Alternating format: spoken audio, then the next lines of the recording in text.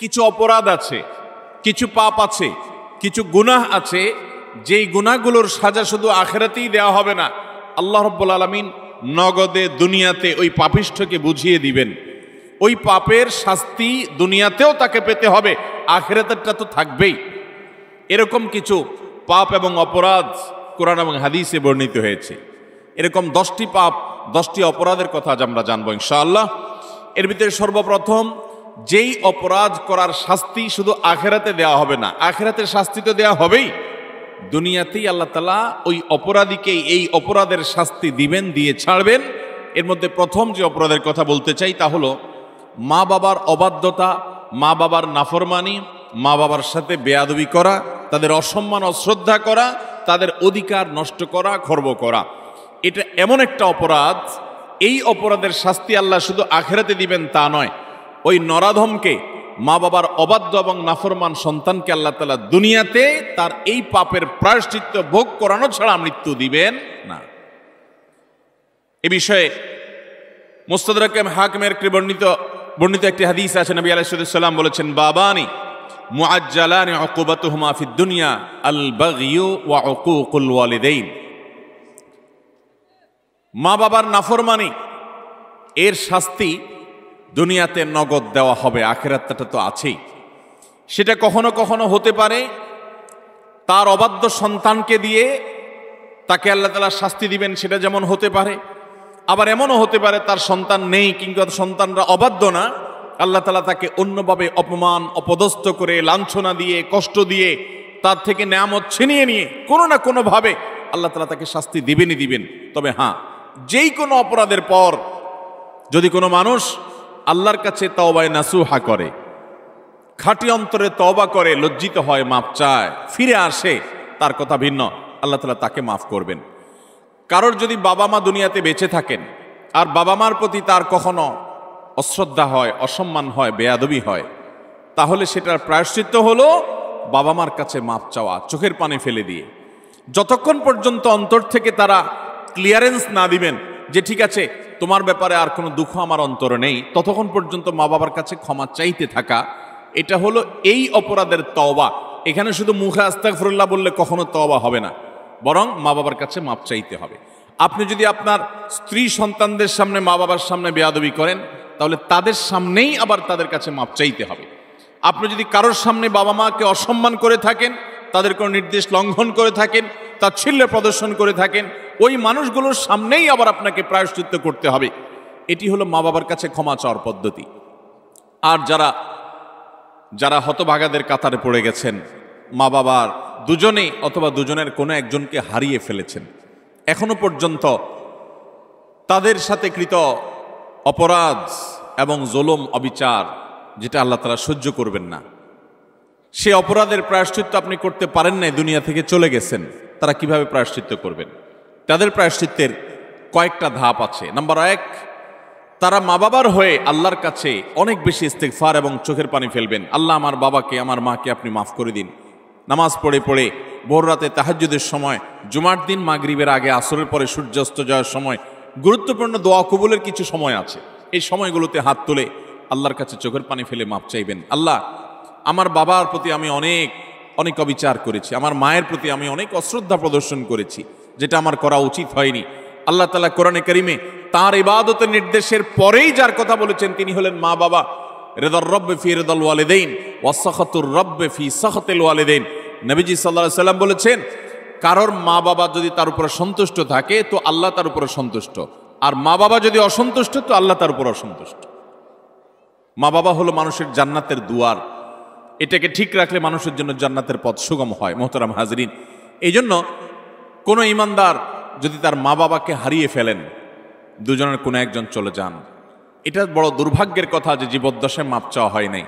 প্রায়শ্চিত্ত করার জন্য প্রথম কাজ হলো মা বাবার হয়ে অনেক বেশি বেশি ইস্তিগফার করা, ক্ষমা প্রার্থনা করা, তাদের হয়ে আল্লাহর কাছে আপিল করা, দোয়া করা, আল্লাহ তাদেরকে মাফ করে দিন। এই কাজটি অনেক বেশি পরিমাণে করতে থাকা, দিল থেকে করতে থাকা এক।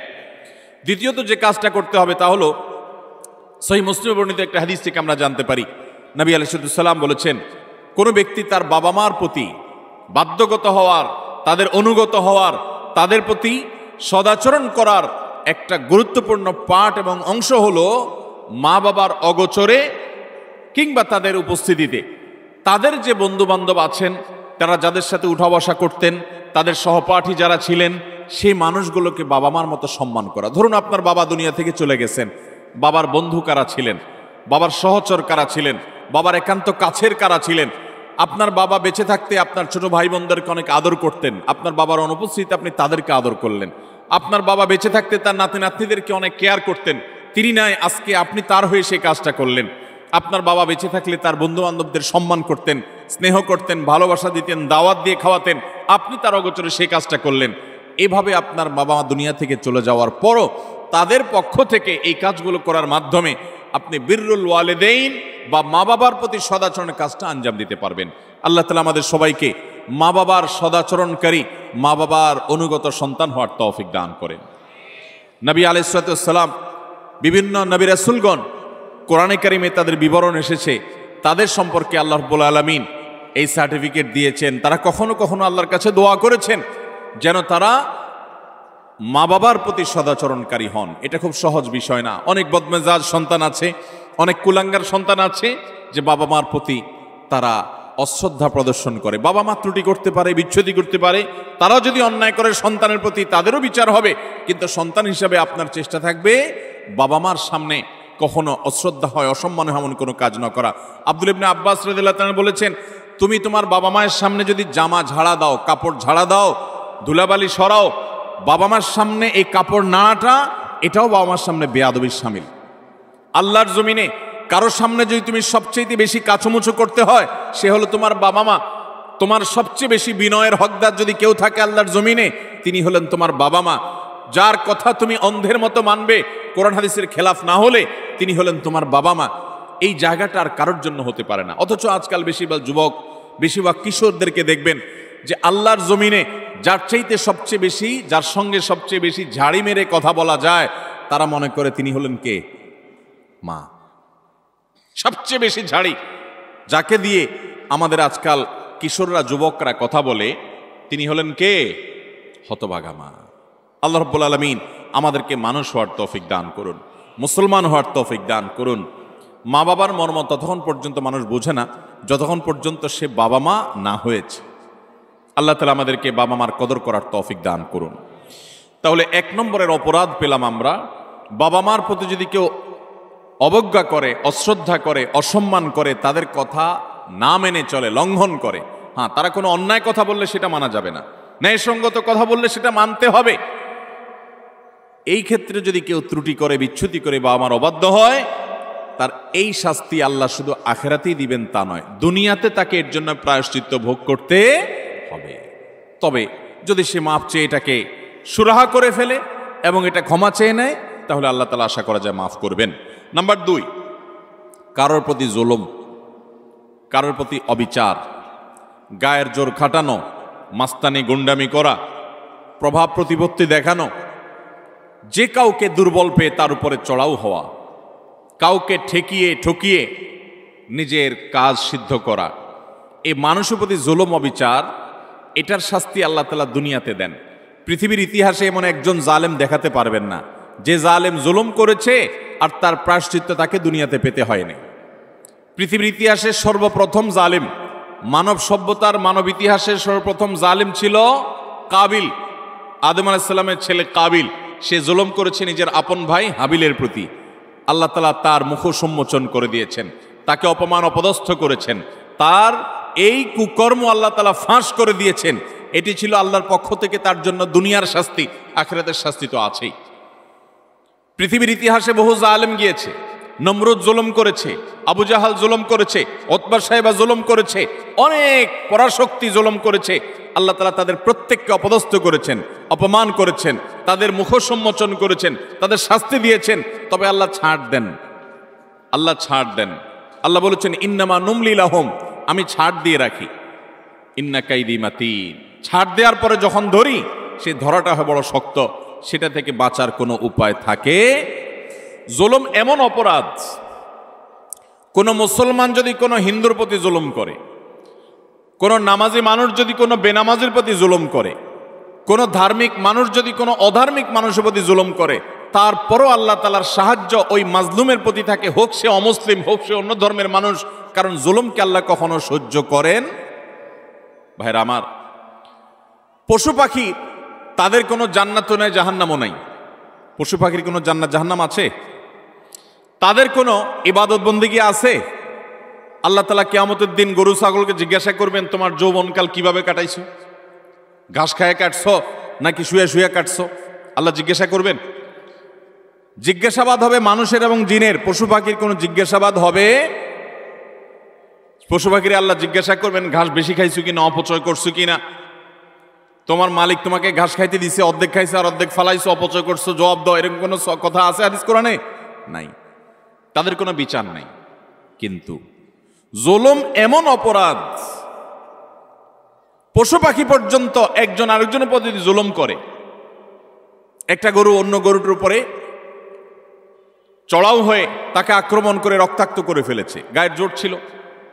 একটা ছাগল শিং ছিল আর একটা শিং ছিল না, যার শিং ছিল সে শিং দিয়ে গুতগুতি করে অন্য আরেকটা ছাগলকে আহত করেছে, আঘাতপ্রাপ্ত করেছে। একটা মোরগ অন্য মোরগের প্রতি অবিচার করেছে।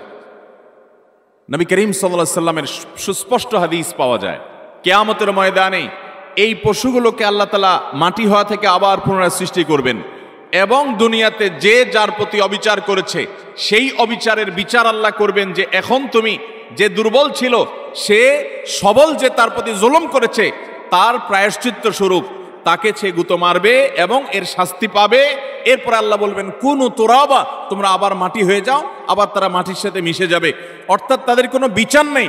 কিন্তু পশু পাখিও যদি একে অন্যের প্রতি জুলুম করে, আল্লাহ রাব্বুল ইজ্জত তার বিচার কিয়ামতের ময়দানে করবেন। তাহলে মানুষের জুলুম এটা কত জঘন্য হতে পারে, কত ভয়াবহ হতে পারে। কোরআনে কারিমে আল্লাহ তাআলা বলেছেন, ওমা রব্বুকা বিযাল্লামিল লিল আবিদ, তোমার রব আল্লাহ তিনি বান্দার প্রতি কোনো জুলুম করেন না। আল্লাহ হাদিসে কুদসিতে বলেছেন, ইন্নী হাররামতু যুলমা আলা নাফসি, আমি আল্লাহ বলেছেন তিনি আল্লাহ, তিনি তার নিজের প্রতি নিজে জুলুমকে হারাম করে দিয়েছেন। আল্লাহর উপরে কোনো হালাল হারাম করার কেউ আছে? হালাল হারাম করবে তো তিনি, যিনি মহান সৃষ্টিকর্তা, তিনি নিজে সৃষ্টিকর্তা। তাকে আবার হালাল হারাম বাতাবে কে? তার জন্য কোনো বিধিনিষেধ তো থাকার কথা নয়। কিন্তু তিনি নিজের প্রতি নিজে এটা আরোপ করেছেন যে আমি জুলুমকে আমার উপরে হারাম করে দিয়েছি। আজ সমাজের চতুর্দিকে তাকালে দেখবেন এই ভয়াবহ অপরাধ। আমরা অনেকে নামাজ কালাম পড়ছি, মুখে হয়তো দাড়িও আছে, আমি হয়তো নিজেকে মুসলমান দাবিও করছি, আমি হয়তো তাসবিহ তিলাওয়াতও করছি, অথচ আমি একজন রিকশাওয়ালাকে দুর্বল পেয়ে জুলুম করছি, আমি হয়তো অধীনস্থ কর্মচারীকে দুর্বল পেয়ে জুলুম করছি, আমি হয়তো আমার চাইতে আরেকজন একটু কম ক্ষমতা সম্পন্ন তাকে পেয়ে আমি চড়াও হচ্ছি, আমি হয়তো আমার মালিক অনুপস্থিত আছে এই দুর্বলতায় আমি তার সম্পদের প্রতি জুলুম করছি, তার কাজ ফাঁকি দিয়ে জুলুম করছি। এভাবে চতুর্দিকে দেখবেন জুলুমের এক মহোৎসব চলছে।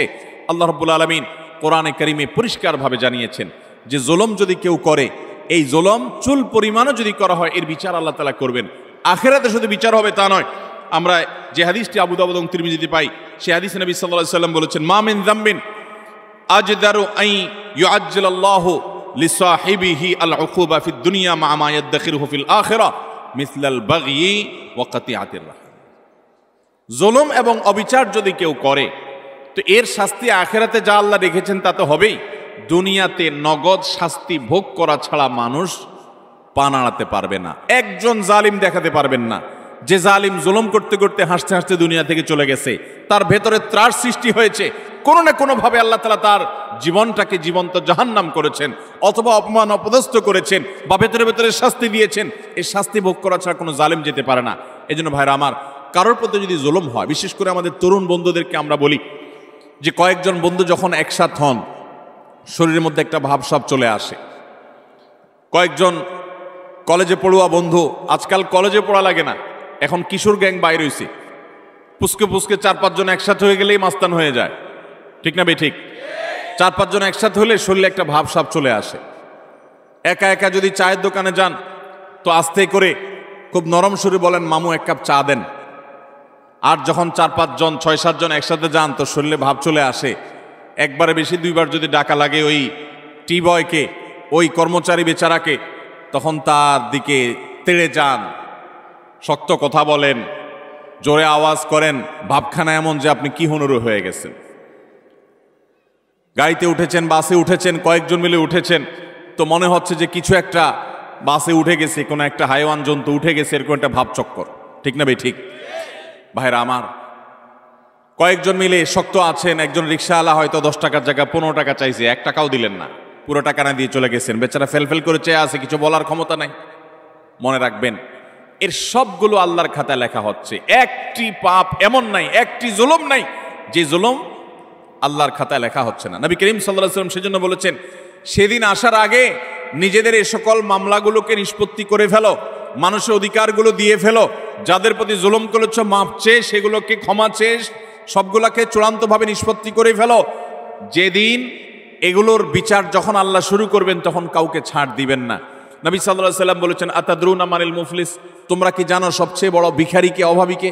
সাহাবীরা বলেছেন, আল মুফলিসু ফিনা মাল্লা দিনারাহু ওয়ালা দিরহামা, হে আল্লাহর রাসূল, আমাদের মধ্যে যার টাকা পয়সা নাই সেই তো অভাবী, আমরা জানি।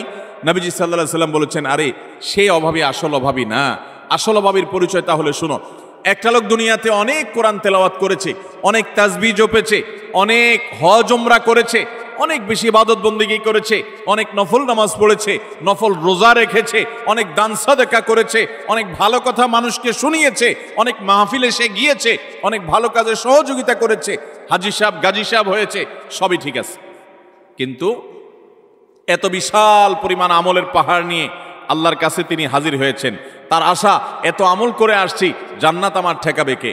কিন্তু দেখা গেল দুনিয়াতে তার জীবদ্দশায়, কৈশোর বয়সে, যৌবনে, প্রাপ্তবয়স্কে, বৃদ্ধ বয়স্কে, বিভিন্ন পর্যায়ে এসে সে কখনো কাউ প্রতি অত্যাচার করেছে, অবিচার করেছে, কাউকে ঘাট ধাক্কা দিয়েছে, কাউকে একটা ঘুষি দিয়েছে, কাউকে একটা গালি দিয়েছে, কাউ প্রতি অবিচার করেছে, কারোর প্রতি জুলুম করেছে, কখনো কাজের বুয়ার প্রতি করেছে, কখনো ড্রাইভারের প্রতি করেছে, কখনো অধীনস্থের প্রতি করেছে, কখনো আপন ভাইয়ের প্রতি করেছে, কখনো আপন বোনের প্রতি করেছে, কখনো নিজের স্ত্রীর প্রতি করেছে, কখনো হয়তো সন্তানের প্রতি করেছে, নানামুখী মানুষের প্রতি জুলুম করেছে।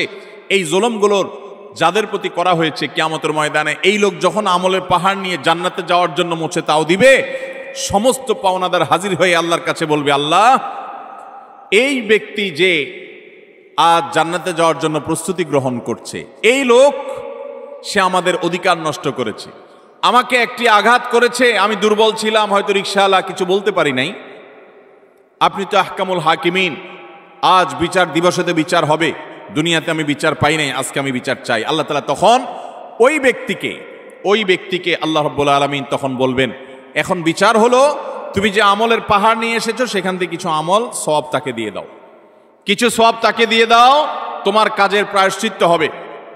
তাকে আল্লাহ তাআলা বিদায় করবেন, নিষ্পত্তি করবেন। আরেকজন হাজির, এভাবে একে একে যত পাওনাদার তার কাছে হবে, সমস্ত পাওনাদারদের পাওনা দিতে দিতে তার আমল যা নিয়ে এসেছে এ আমলের সকল সওয়াব ফুরিয়ে যাবে, শেষ। কিন্তু পাওনাদার তখনও আছে। এবার পাওনাদারদের পাওনা নিষ্পত্তি করবার জন্য আল্লাহ তাআলা পাওনাদারদের পাপের বোঝা তার মাথায় একটু একটু করে, তার অপরাধের অনুপাত হারে আল্লাহ তাআলা দিতে দিতে পাপের বোঝা মাথায় নিয়ে, আমল তো সওয়াব তো এর আগেই শেষ পাওনাদারকে দিয়ে, এবার পাওনাদারদের পাপের বোঝা মাথায় নিয়ে সে জাহান্নামে নিক্ষিপ্ত হবে। নবী সাল্লাল্লাহু আলাইহি ওয়াসাল্লাম বলেছেন, ওই লোকের মতো ভিখারি, তার মতো অসহায়, তার মতো অভাবী, তার মতো কপাল পোড়া আল্লাহর জমিনে আর কেউ হবে না। সেই অভাব যেন আমাদের না হয়। এজন্য ভাইরা আমার, দুনিয়ার জীবনে আমার কারোর প্রতি যেন কোনো জুলুম না হয়, কোনো অবিচার না হয়, গায়ের জোর যেন আমি না দেখাই। আল্লাহ যেন আমাকে মনুষ্যত্ব, এটা যেন আমার মধ্যে অর্জন করতে পারে। বিশেষ করে তরুণ এবং কিশোর বন্ধুরা, বয়সের কিছু পাগলামো আছে, বয়সের কারণে শরীরে কিছু গরম ভাব আসে, খবরদার, কারোর প্রতি যদি কখনো রাগ করেও ফেলেন, অবিচার করেও ফেলেন, শয়তানের প্ররোচনায় পড়ে সাথে সাথে তার কাছে মাপ চেয়ে নেবেন, নিষ্পত্তি করে ফেলবেন, এটা রেখে দিবেন না। কারণ আল্লাহর খাতায় প্রত্যেকটা অপরাধ লিপিবদ্ধ হবে। এটা তো আখিরাতের কথা। আজ আমরা যেটি বলছি তা হলো, নবী করিম সাল্লাল্লাহু আলাইহি ওয়াসাল্লাম বলেছেন, আখিরাতের যে শাস্তির কথাটা তো আছেই, কিন্তু কারোর প্রতি যদি কেউ জুলুম করে, দুনিয়াতে আল্লাহ রাব্বুল আলামিন তাকে সেই জুলুমের শাস্তি, প্রায়শ্চিত্ত তাকে দিবেন, এর মুখোমুখি তাকে হতেই হবে। আল্লাহ তাআলা আমাদেরকে জুলুমের মতো এই পাপ অপরাধ থেকে বেঁচে থাকার তৌফিক দান করুন।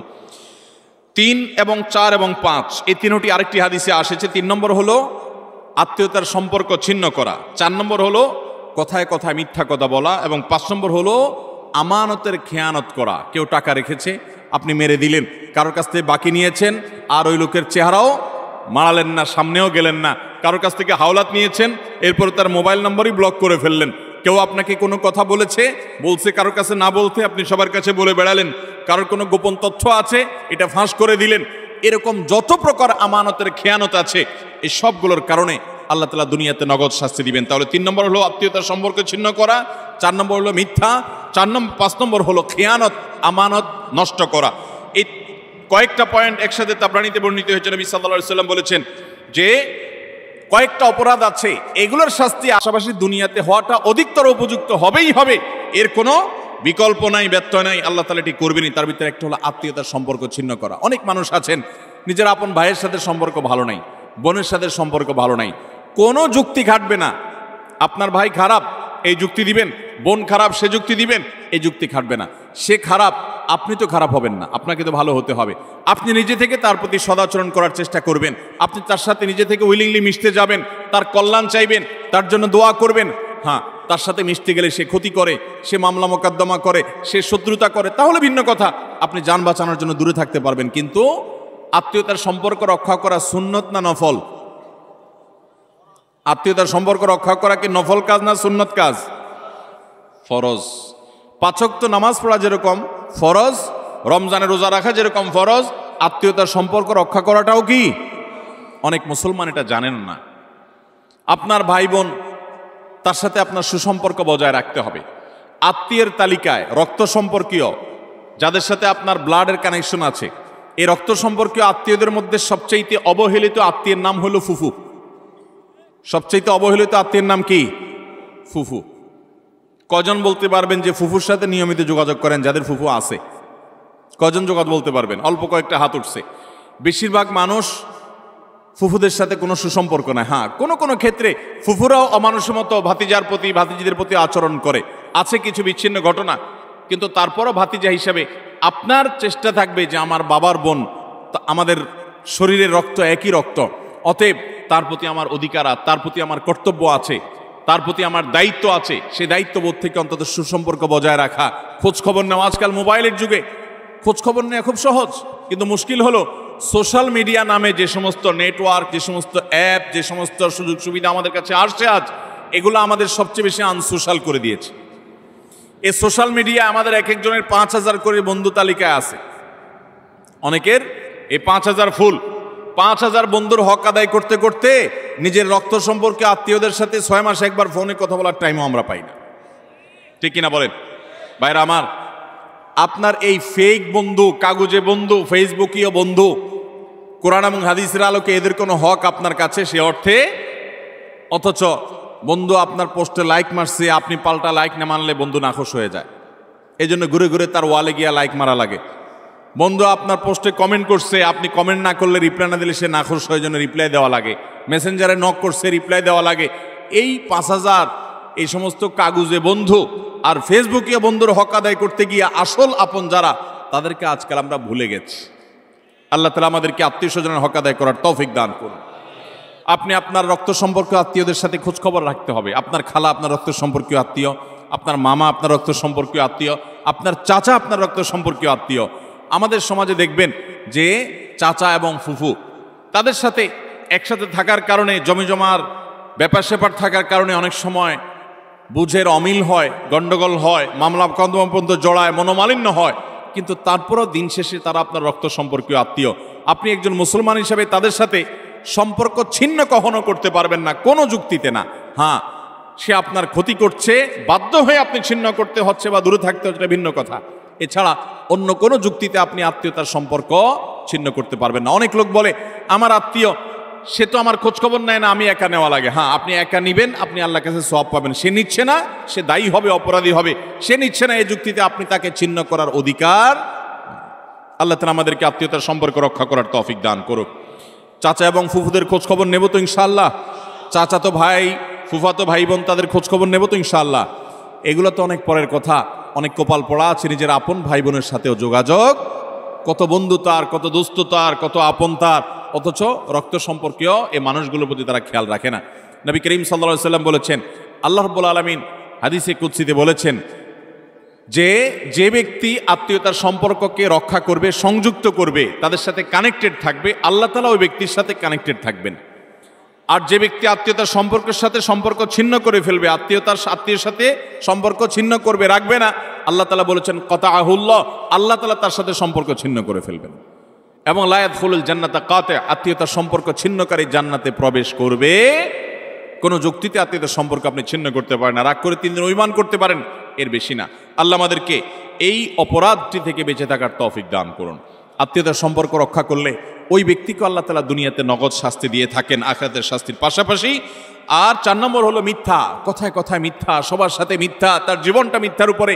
এই মিথ্যাবাদীদের উপর আল্লাহ বলেছেন যে লানাতুল্লাহি আলাল কাযিবিন, আল্লাহর লানত, আল্লাহর অভিশাপ এবং আল্লাহর গজব নাজিল হয় মিথ্যাবাদীদের উপরে। এজন্য ঈমানদার কখনো কথায় কথায় মিথ্যা বলতে পারে। 5 নম্বর হলো খেয়ানত, যেটা বললাম যে আমানতের খেয়ানত, অর্থের দিক থেকে খেয়ানত, কথার দিক থেকে খেয়ানত, বিভিন্ন দিক থেকে খেয়ানত। আপনি কারোর কোনো কিছু নকল করলেন, ফেসবুকে আজকাল যে খেয়ানত হয় সেটা হলো একজনের লেখা কপি করে এনে আপনার ওয়ালে সুন্দর করে পোস্ট করে দিলেন, সবাই আপনাকে বাহবা দিল, ভাই মাশাআল্লাহ আপনি তো সুন্দর লেখেন, দেখা যায় আসলে আপনি এটা চুরি করে আনছেন আরেকজনেরটা। এটা হলো খেয়ানত, এটা হলো আমানতের। এখন আজকাল তো বই পুস্তকেই হয় ডাইরেক্ট, অথচ এই খেয়ানত ফেসবুকেও পোলাপান করতে এখন বড় বড় শিক্ষাবিদরা বই পুস্তকেই এই আকাম করছেন। অতএব এই সমস্ত খেয়ানত, এটা কোনো মুসলমানের চরিত্র হতে পারে? মুসলমান কখনো এই 2 নম্বরই করবে। অতএব আমানত আমরা রক্ষা করব তো ইনশাআল্লাহ।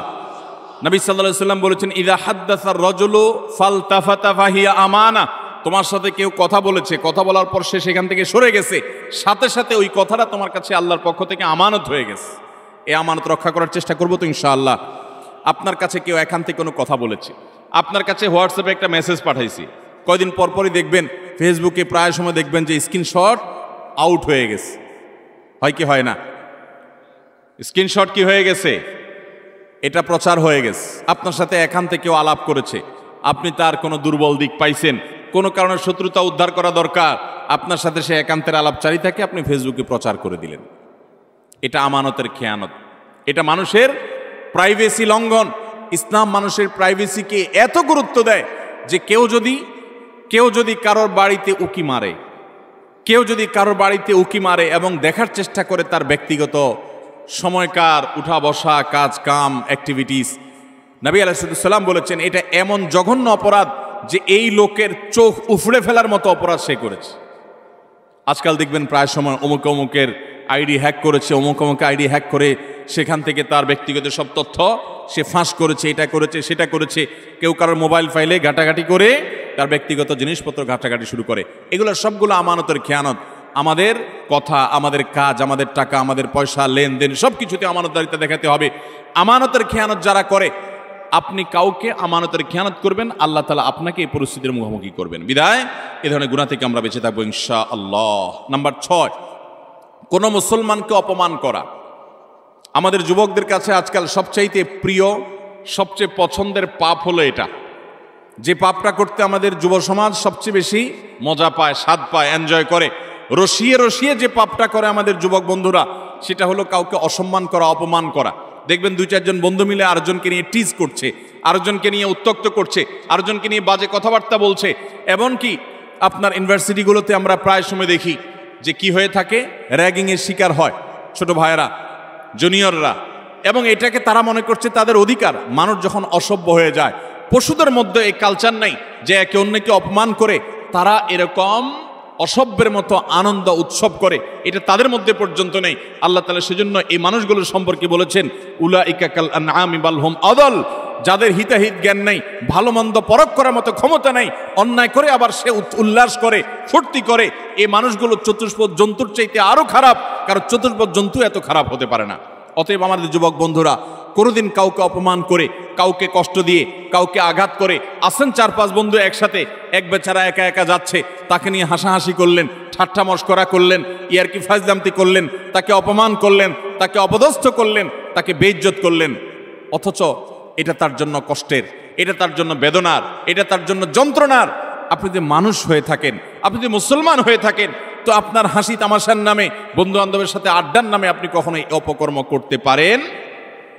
নবী করিম সাল্লাল্লাহু আলাইহি সাল্লাম বলেছেন, আবু দাউদে বর্ণিত হয়েছে, কোনো মানুষ সে যদি আরেকজনকে অপমান করে এমন একটা জায়গায় যেখানে ওই লোকটা অপমান থেকে বাঁচার চেষ্টা করছে, সে চায় কেউ তার জন্য সাহায্যের হাত বাড়িয়ে দেখ, সেখানে আপনি তাকে আরো অপমান করলেন, তাহলে আপনি নিশ্চিত জেনে রাখেন, লিখে রাখেন, আপনার জীবনে এরকম পরিস্থিতি আসবে যে আপনি কোনো পরিস্থিতিতে মানুষের সাহায্যের জন্য আপনি হাত বাড়াবেন, কিন্তু সাহায্য পাবেন না, পাবেন অপমান।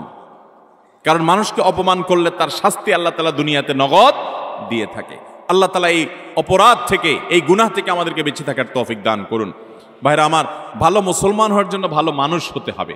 আপনি কয়েক বন্ধু মিলে একসাথে হাসি ফুর্তি করতে পারেন, আনন্দ তামাশা করতে পারেন, খেলাধুলা করতে পারেন, ক্রীড়া কৌতুক করতে পারেন, শরিয়ার সীমানায় থেকে আপনি সেটা করতে গিয়ে কাউকে নিয়ে আপনি হাসাহাসি করতে পারেন। একটা মেয়ে হাঁটে হেঁটে যাচ্ছে, আপনি দেখে ওই মেয়েটাকে শুনিয়ে শুনিয়ে এমন কথা বললেন যে কথা শুনে মেয়েটার মানসিকভাবে আঘাতপ্রাপ্ত হচ্ছে, আপনি তাকে অপদস্থ করছেন, নোংরা কথা বলছেন। যুবকদের মধ্যে এই রোগ আছে না নাই? জনে জনে ঘরে ঘরে আজকে এই রোগ ভরে গেছে। ভাইরা আমার, আল্লাহ আপনাকে বিবেক দিয়েছেন, আপনি আনন্দ অবশ্যই করতে পারেন, আপনি অবশ্যই কৌতুক করবেন, আপনি অবশ্যই ক্রীড়া করবেন, আপনি অবশ্যই রসিকতা করবেন, বন্ধুদের সাথে মজা করবেন, কিন্তু আপনার মজা আরেকটা মানুষের কষ্টের কারণ, আপনার মজা আরেকটা মানুষের অপমানের কারণ হতে পারে না। আপনার বিবেককে জিজ্ঞাসা করুন, কোনো পশু এত নিচে নামে না। আল্লাহ তাআলা আমাদের যুবকদেরকে সঠিক এবং সুন্দর পথে চলার তৌফিক দান করুন।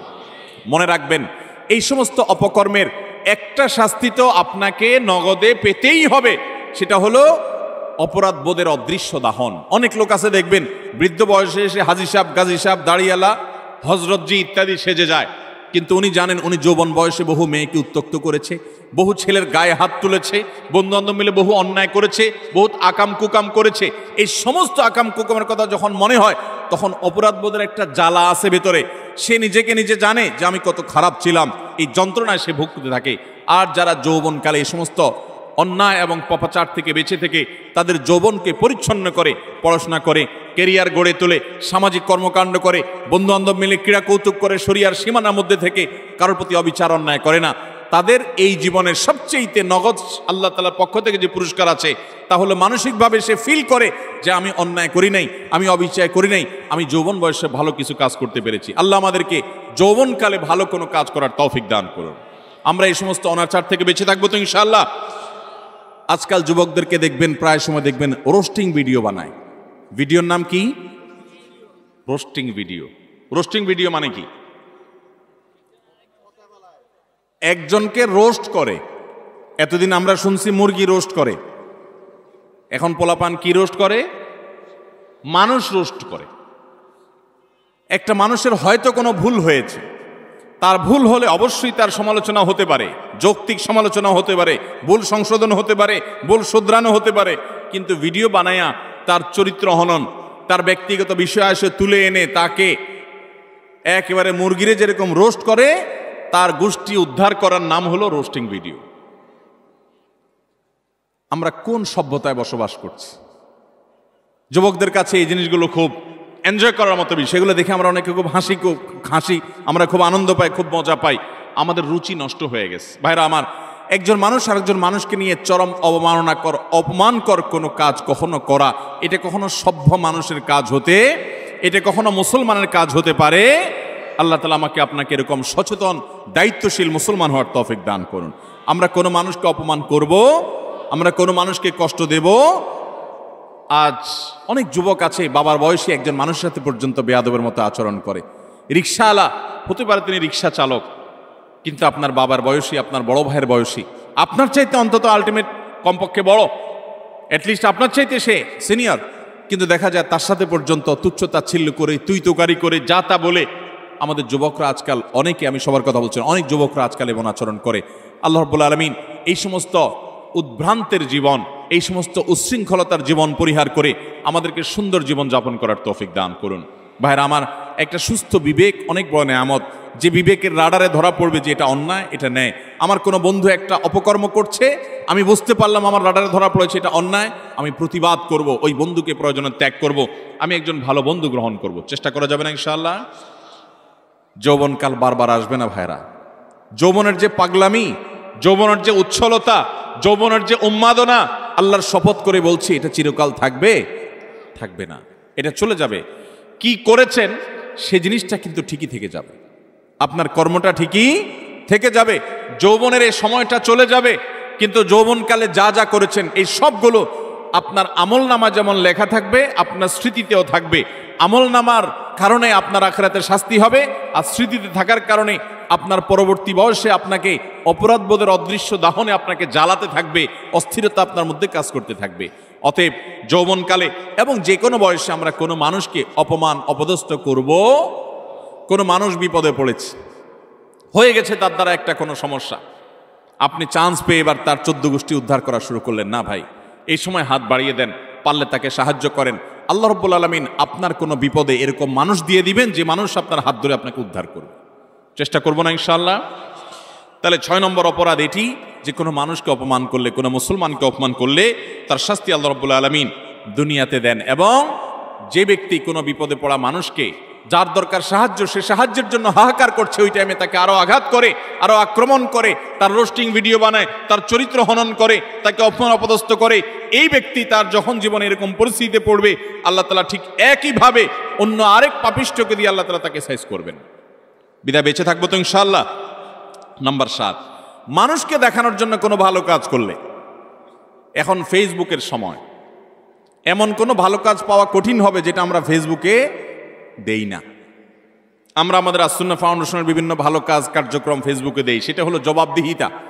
ডোনাররা যে ডোনেশন করেন তাদের টাকা কোথায় খরচ হচ্ছে, সেটা কিভাবে খরচ হচ্ছে সেটা তাদেরকে জানানোর জন্য। ব্যক্তিগত দান, ব্যক্তিগত ভালো কাজ, এটাকে একজন ইমানদার যথাসম্ভব লুকাবার চেষ্টা করবে। হ্যাঁ, অন্যকে উৎসাহিত করবার জন্য দান কখনো প্রকাশ্যও দেওয়া যেতে পারে, সেটা প্রশংসনীয় হতে পারে। কিন্তু আজকাল দেখবেন যে যুবকদের দোষ দিয়ে লাভ কি? অনেক মধ্যবয়স্ক মানুষও আছে, দেখা যায় কোনো গরিব মানুষকে হয়তো একটা কলা দান করছে, কলা ত্রাণ হিসাবে। ওই কলা দেখা যায় 6 জন 7 জন মিলে ধরে রাখছে। বোঝার কোনো উপায় নেই কি গরিবকে দিচ্ছে না গরিবে তাদেরকে দিচ্ছে। এই চিত্র আমাদের সমাজে আছে না নেই? সামান্য কয়টা মুড়ি দিচ্ছে, সামান্য একটা কিছু দিচ্ছে, তো এতজন মিলে দিচ্ছে, এটা দেখে বোঝার উপায় নাই যে গরিব মানুষটা দিচ্ছে না এরা গরিব মানুষকে দিচ্ছে। এই সমস্ত তামাশা আমাদের সমাজে হয় কি হয় না বলেন? কদিন আগে একটা ভিডিও ভাইরাল হয়েছে যে এক লোক দোয়া করবে, তো একটা ছেলেকে মোবাইল দিয়া ভিডিও করতে লাগাই দিছে, ওইটা আবার আরেকজন ভিডিও করে ফেলছে। এবার সে হাত তুলে কাঁদতেছে, কান্দা শেষ, মোবাইল অফ করে ভিডিও ফেসবুকে ছেড়ে দিস। ভাইরা আমার, ওমরা করতে গেলে, কোনো একটা ভালো কাজ করতে গেলে সেলফি সেলফি সেলফি ছাড়া কিচ্ছু। একটা হুজুর দেখছে দোয়া নিবে, হুজুর কাছ থেকে কিছু শিখবে, এখন এসব নাই। হুজুর দাঁড়ান একটা সেলফি নেই। এই রোগ আমাদেরকে প্রচন্ড আকারে ধরছে কি ধরে নাই? একটা হলো স্মৃতি রাখলাম, উৎসাহিত অনুপ্রাণিত হলাম, সেটা ভিন্ন বিষয়। বেশিরভাগ ধান্দাই হলো ফেসবুকে একটা পোস্ট দেবো, মানুষ বলবে ওরে বাপরে বাপ, তুই এই লোক পাইলি কোত্থেকে, মাশাআল্লাহ মারহাবা, কিছু লাইক কমেন্টের বিজনেস হবে। আমাদের মানুষকে দেখাবার প্রবণতা এখন এমনভাবে হয়ে গেছে যে আমরা এমন কোনো কাজ করি না যেটার ফিডব্যাক দুনিয়াতে আশা করি না। অথচ আল্লাহ তাআলার নেককার বান্দা তারা, যারা কোনো ভালো কাজ করে তার বিনিময় আশা করবে কার কাছে? আল্লাহর কাছে। আল্লাহ তাআলা আমাদেরকে সেরকম নিষ্ঠাবান মানুষ হওয়ার তৌফিক দান করুন। নবী আলাইহিস সালাম বলেছেন মুসনাদ আহমদের হাদিসে, মান সাম্মা আন-নাস বিআমালিহি সাম্মা আল্লাহু বিহি। যে ব্যক্তি কোনো ভালো কাজ করে গল্প দিয়ে বেড়াবে শুধুমাত্র মানুষের কাছে, লোক শোনানো, লোক দেখানো কাজ করবে, আল্লাহ রাব্বুল আলামিন ওই ব্যক্তিকে এই কাজের প্রায়শ্চিত্ত দুনিয়াতেই দিবেন এবং তার শাস্তি দুনিয়াতেই হবে। আল্লাহ তাআলা আমাদেরকে এই লৌকিকতা, মানুষকে দেখাবার জন্য ভালো কাজ করার এই বদ অভ্যাস পরিহার করার তৌফিক দান করুন। নাম্বার 8, যদি কেউ নেয়ামতের নাশুকরি করে, আল্লাহ কোনো নেয়ামত দিয়েছেন সেটার নাশুকরি করেছে, এই ব্যক্তিকে আল্লাহ তাআলা নগদ শাস্তি দিবেন। সূরা নাহল 128 নম্বরে আয়াতে আল্লাহ তাআলা বলেছেন, ওয়াদারাবাল্লাহু মাসালান কারিয়াতান কানাত আমিনাতান মুতমাইন্নাহ। একটা জনপদের মানুষ, তারা নিরাপদে ছিল, সুখে শান্তিতে ছিল, আল্লাহ তাআলা তাদেরকে নিরাপদে রেখেছেন, ভালো রেখেছেন। ইয়াতিহা রিজকুহা মিন কুল্লি মাকান, প্রত্যেকটা জায়গা থেকে আল্লাহর পক্ষ থেকে রিজিক আসতো। ফাকাফারাত বিআনউমিল্লাহ, তারা আল্লাহর নিয়ামতকে অস্বীকার করে বলেছে, নাশুকরি করেছে। ফাযাকাহা আল্লাহু লিবাসাল জুই ওয়াল খাউফি বিমা কানু ইয়াসনাউন, তাদের এই নাশুকরির কারণে আল্লাহ তাআলা তাদেরকে আল্লাহ রাব্বুল আলামিন দুর্ভিক্ষ, অভাব অনটন, আশঙ্কা এবং ভয়ের শাস্তি দুনিয়াতে দিয়েছেন, আখিরাতের তো বটে। অনেক মানুষ আছে দেখবেন নাশুকরি করে, আপনি অনেক উপকার করেছেন, বলবেন না আমি কিছুই তো পাই নাই, আমি নিজে নিজে করেছি। এই নাশকর ঠিকই এক সময় বিপর্যস্ত হবে এবং বিপদগ্রস্ত হবে, এবং যেই নেয়ামত পেয়ে সে নাশকরি করেছে এই নেয়ামত আল্লাহ তার কাছ থেকে ছিনিয়ে নিবেন, আজ হোক আর 2 দিন পরে হোক। বিধায় এই ধরনের গুনাহ থেকে আমরা বেঁচে থাকবো তো ইনশাআল্লাহ। অনেক মানুষ আছে দেখবেন আল্লাহর শুকর খুব আদায় করে, মানুষের শুকর আদায় করে না, আছে না নাই? অনেক লোক আছে এই ঢাকা শহরে আসার সময় লঞ্চের ভাড়া, বাসের ভাড়াটাও ছিল না, ঝুলে ঝুলে চলে আসছে। এরপর আল্লাহ তাআলা তাকে এমন সম্পদ দেওয়া দিছেন, যেভাবেই হোক সে এমন সম্পদ কামাইছে 2-4টা বাড়ির মালিকও হয়ে গেছে, আছে না না? এরকম অনেক মানুষ। কিন্তু ঘন ঘন দেখবেন আল্লাহর শুকর আদায় করে যে আল্লাহ আমাকে সব দিছে। ঠিক আছে, আল্লাহই তো দিছে, কিন্তু আল্লাহর কিছু বান্দাদের ভূমিকা ছিল কি ছিল না? তাদের নাম মুখে নিতে রাজি না, নিলে তো ছোট হয়ে যাবে, আছে না না? এরকম চরিত্রের মানুষ। কোনো অর্জন হলে সব ক্রেডিট আল্লাহরে দেয়, এটা ভালো, কিন্তু আল্লাহকে শুধু দিলে হবে না। কোনো বান্দা যদি আপনাকে উপকার করে, আপনাকে এই পর্যন্ত আসতে সহযোগিতা করে, তো তার কৃতজ্ঞতাও আপনাকে আদায় করতে নবী আলাইহিস সালাম বলেছেন, মাল্লাম ইয়াশকুরিন নাস লাম ইয়াশকুরিল্লাহ। যে মানুষের কৃতজ্ঞতা আদায় করে না, অকৃতজ্ঞ হয়, সে আল্লাহর প্রতি অকৃতজ্ঞ, সে আল্লাহর কৃতজ্ঞতা আদায় করার কোনো মূল্য হতে। বিধায় মানুষের কৃতজ্ঞতা আদায় করবো তো ইনশাআল্লাহ। যে যতটুকু আমার উপকার করেছে, যার দ্বারা যতটুকু অর্জিত হয়েছে, এটাকে অকপটে স্বীকার করার মতো মানসিকতা থাকতে হবে। ইমানদার কখনো অকৃতজ্ঞ নাশকর হতে পারে, এ নাশকরির শাস্তি আল্লাহ তাআলা দুনিয়াতে দিয়ে থাকেন।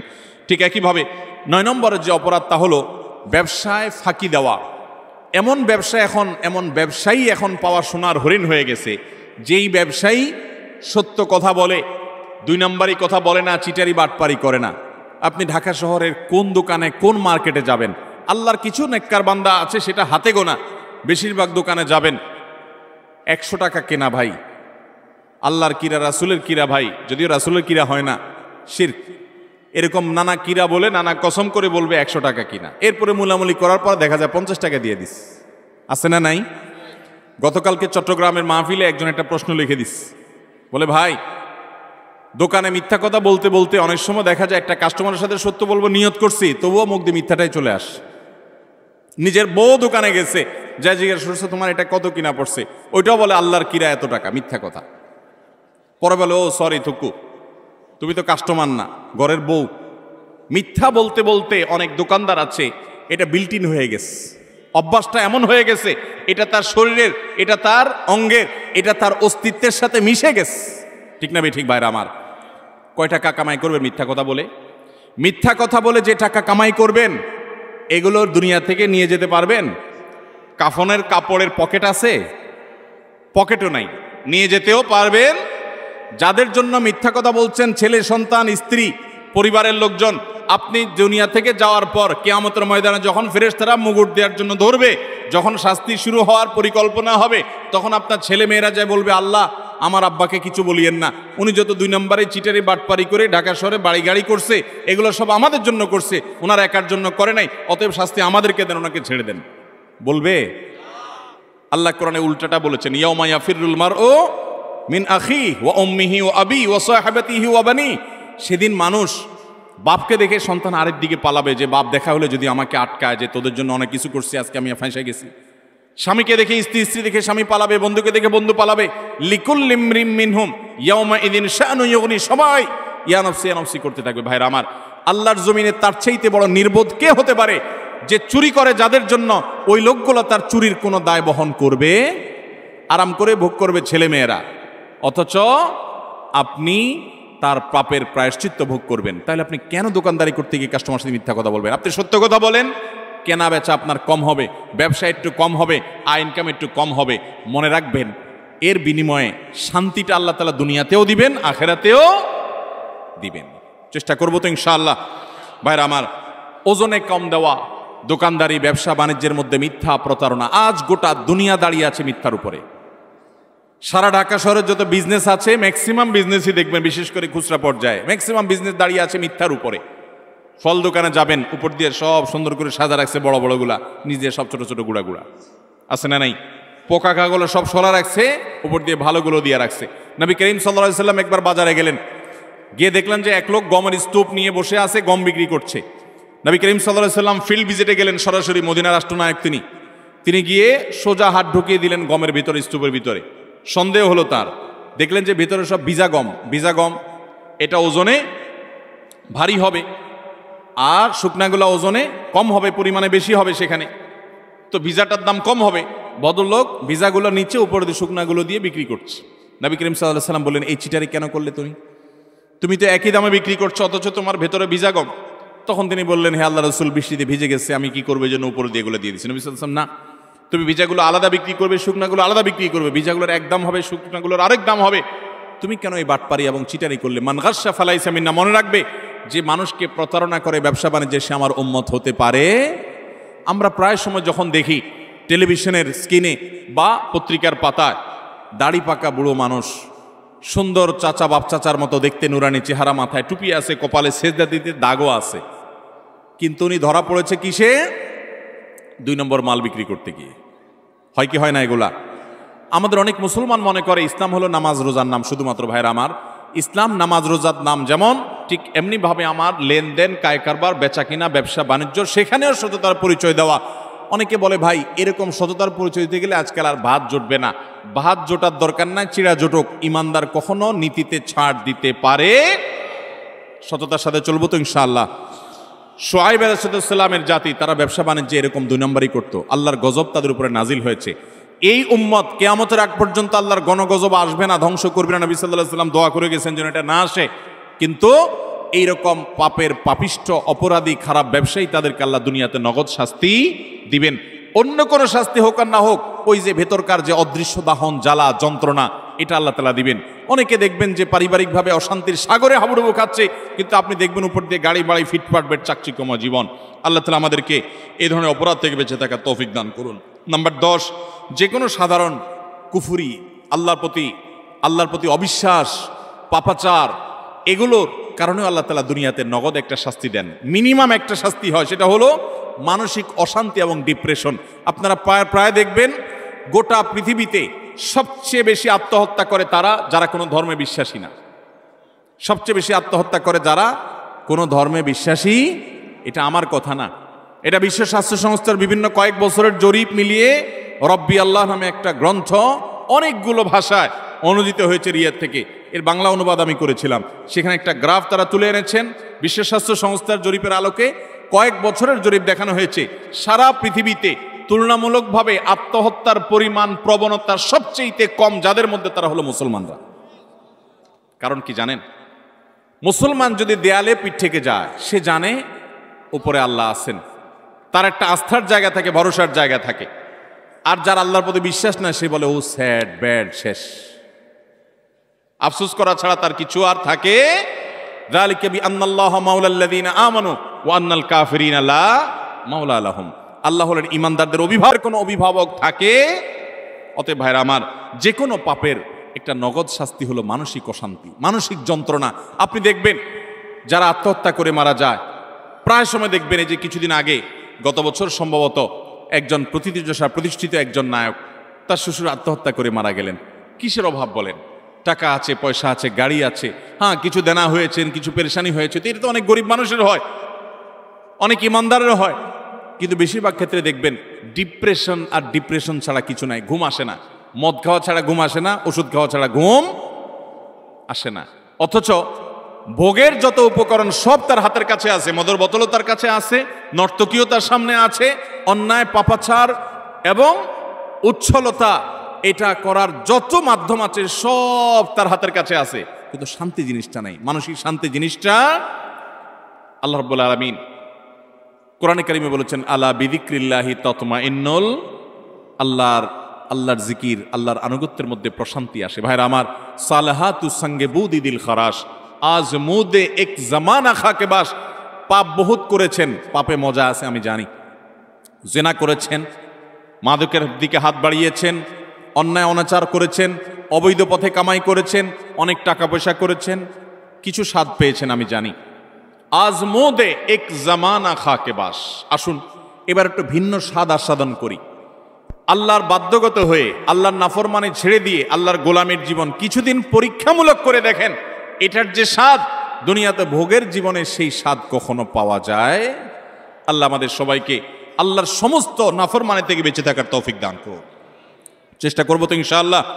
আমরা আবারও এক নজরে বলছি 10টি অপরাধ যেগুলোর শাস্তি আল্লাহ তাআলা দুনিয়াতে নগদ দিয়ে থাকেন। নাম্বার 1, মা বাবার অবাধ্যতা, মা বাবার নাফরমানি, তাদের সাথে বেয়াদবি, দুনিয়াতে আল্লাহ নগদ শাস্তি দেন।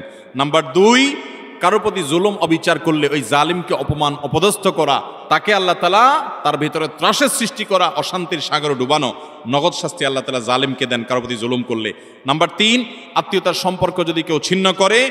নাম্বার 4, কেউ যদি মিথ্যা কথায় বলে। নাম্বার 5, আমানত দেয় কিন্তু আমানতের খেয়ানত করে, এই ব্যক্তিগুলোর শাস্তি আল্লাহ তাআলা দুনিয়াতে দেন। নাম্বার 6, কাউকে অপমান করলেন, অপদস্থ করলেন, অসম্মান করলেন, কারোর ইজ্জত সম্মানে টানাটানি করলেন। আজকাল দেখা যায় ফেসবুকীয় প্রজন্ম, আমাদের ফেসবুক প্রজন্ম দেখা যায়, ইউটিউব প্রজন্ম, টুইটার প্রজন্ম এবং আপনার এই টিকটক প্রজন্ম মানুষকে নিয়ে যাহা তা করছে, এতে তার ইজ্জত যাচ্ছে, কার সম্মান যাচ্ছে, এগুলো দেখা দেখি নেই। ছবি, ব্যঙ্গ, বিকৃতি, তারপরে যে মানুষকে অপমান অপদস্থ করা, নামকে বিকৃত করা, কোনো মুসলমানে খাসলত হতে পারে না। অনেক সময় ইসলামের নামে আমরা এগুলো করছি। এগুলো যে করবে আল্লাহ তাআলা তাকে দুনিয়াতে নগদ শাস্তি দিবেন, অপমান করবেন, অপদস্থের মুখোমুখি করবেন। নাম্বার 7, মানুষকে দেখাবার জন্য ভালো কাজ করা, মানুষের কাছ থেকে বাহবা কুড়ানোর জন্য, লাইক কমেন্ট কামানোর ধান্দায় ভালো কাজ করলে আল্লাহ তাআলাকে দুনিয়াতে নগদ শাস্তি দেয়। ভালো কাজ হবে আল্লাহকে খুশি করার জন্য, মানুষকে দেখানোর জন্য নয়। 9 নম্বর হলো, 8 নম্বর হলো, যদি কেউ আল্লাহ রাব্বুল আলামিনের কোনো নেয়ামতকে অস্বীকার করে, নাশুকরি করে, অথবা কোনো মানুষের কৃতজ্ঞতা আদায় না করে, এই ব্যক্তিকে আল্লাহ তাআলা নগদ শাস্তি দেন, ওই নেয়ামতটা ছিনিয়ে নিয়ে যান। 9 নম্বর হলো, যদি কেউ ব্যবসা বাণিজ্যে 2 নাম্বারি করে, মিথ্যা কথা বলে, কাস্টমারের সাথে, ক্লায়েন্টের সাথে প্রতারণা করে, এই ব্যক্তিকে আল্লাহ তাআলা দুনিয়াতে আযাব তার জীবনে দিয়ে থাকেন। তার সংসারে হয় অশান্তি, না হলে তার কোনো একটা দিক থেকে আল্লাহ রাব্বুল আলামিন ভয়ঙ্কর শাস্তির মুখোমুখি তাকে করে। নাম্বার 10, যেই কোনো আল্লাহর প্রতি অবাধ্যতা, আল্লাহর অবিশ্বাস, আল্লাহর নাফরমানি যারা করে, দুনিয়াতে আল্লাহ তাআলা ডিপ্রেশন, অশান্তি, কষ্ট এবং মানসিক যন্ত্রণা দিয়ে তাদেরকে শেষ করেন। তারা সুইসাইড সেন্টার খুলতে হয়, তাদের আত্মহত্যা করার জন্য জায়গা খুলতে হয়, তাদের জীবনের সুখ এবং শান্তি আল্লাহ তাআলা তুলে নিয়ে যান। আল্লাহ তাআলা আমাদের সবাইকে আল্লাহ রাব্বুল আলামিনের আনুগত্য পরিপূর্ণভাবে করার তৌফিক দান করুন। এই 10টি অপরাধ যেগুলোর শাস্তি দুনিয়াতে নগদ ভোগ করতে হয়, আল্লাহ তাআলা এগুলো থেকে আমাদের সবাইকে বেঁচে থাকার তৌফিক দান করেন। জাযাকুমুল্লাহু খায়রা ওয়া আখিরু দাওয়ানা আনিল হামদুলিল্লাহি রাব্বিল আলামিন।